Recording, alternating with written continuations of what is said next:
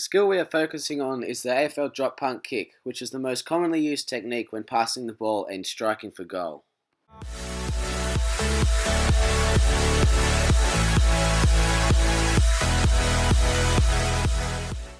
We have chosen an AFL drop punt. The one-dimensional classification is it is closed, discrete and gross. It is closed because I am starting the movement.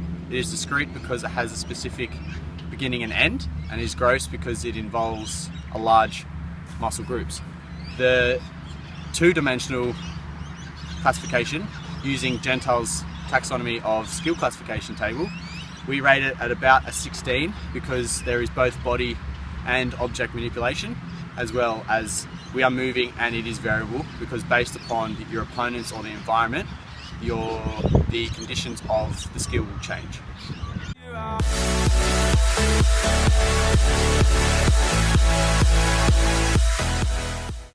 The key to being able to kick football well is to have a sound technique. While every player's kicking technique may differ slightly, the fundamentals and key aspects stay the same. Here we will analyse the key components to the drop punt kick, comparing the novice to the athlete.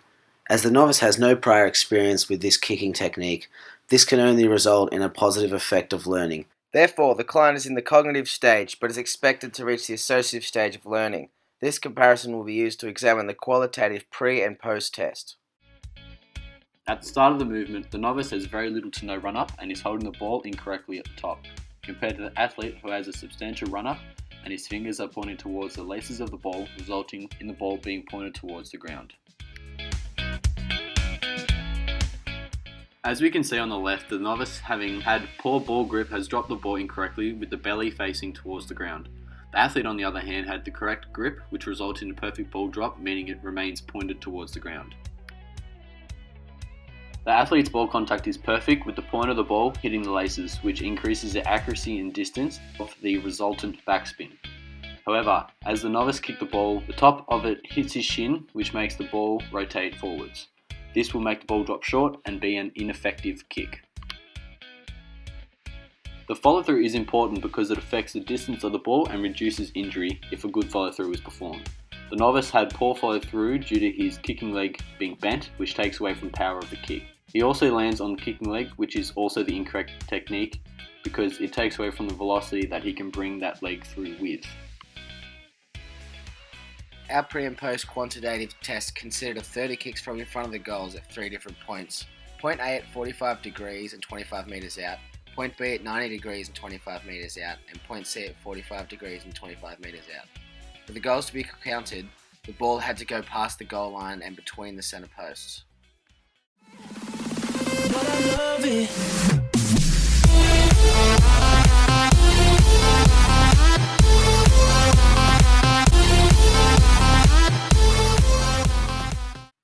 The goals for the training program is to acquire the fundamental skills of an AFL drop punt technique and improve distance and accuracy. These goals are set as the client would like to play AFL next season and wants to get a head start on his learning. Each training session consists of the athlete identifying and demonstrating the proper technique and a number of various drills and blocked practice. Each week consisted of 3 30-minute training sessions where each session consisted of the first 5 minutes practicing what was learned from the session before by doing a kick-to-kick practice from 20 metres away, and 5 minutes at the end of each session practicing towards the goal from various distances and angles. This left 20 minutes for a new drill each training session. Week 1 we focused on breaking down the whole movement into segments to simplify the technique, which demonstrates part practice. Hand position was corrected to improve grip and drop angle. Drills such as kicking to a stationary target and having the ball rolled out so he quickly had to perform the movement were used to reinforce these first fundamentals, which are important for an effective kick. For the 20-minute drill in session 1, it consisted of the athlete throwing a ball to the novice every 2 seconds, in which the novice had to correctly catch and kick the ball as quickly as possible. In session 2, we played a goal kicking game to see who scored the most goals from 20 metres out, which the novice had to use his dominant foot and the athlete used his non-dominant. This kept the novice engaged and intrigued throughout the session. Session 3 consisted of the novice teaching the athlete the correct hand grip and ball technique to show what he had learnt. Verbal cues included laces tip to toe. These cues meant that his fingers point towards the laces of the ball and the tip of the ball pointed toward the foot. Throughout each session, the observer asked the client to say where he felt he could improve, which would reiterate the importance and effectiveness of self-talk through task intrinsic feedback. Augmented feedback was also given throughout the training program as concurrent feedback and terminal feedback. In week 2, we reiterated park practice for the supporting leg and ball contact. Before the drill started for this week, we performed a mini retention test to see what he had remembered from the week prior. We thought this would be appropriate due to the movements from week 1 having a large effect on the movements to follow. This shows feedback about the knowledge of performance as it demonstrates the movement pattern and characteristics that have been learnt. Session 1 consisted of the novice practicing jumping and landing on the supporting leg for 5 minutes without the ball. The next 5 minutes was the same exercise, but the athlete was throwing the ball in the air. The next 10 minutes was kick-to-kick practicing landing on the supporting leg and ball contact on the laces. Training session 2 consisted of the landing of the supporting leg without letting the kicking leg touch the ground for 5 consecutive kicks for 20 minutes. Verbal cues for this week were left, point and strike. These cues meant for the client to land on his supporting leg instead of the kicking leg.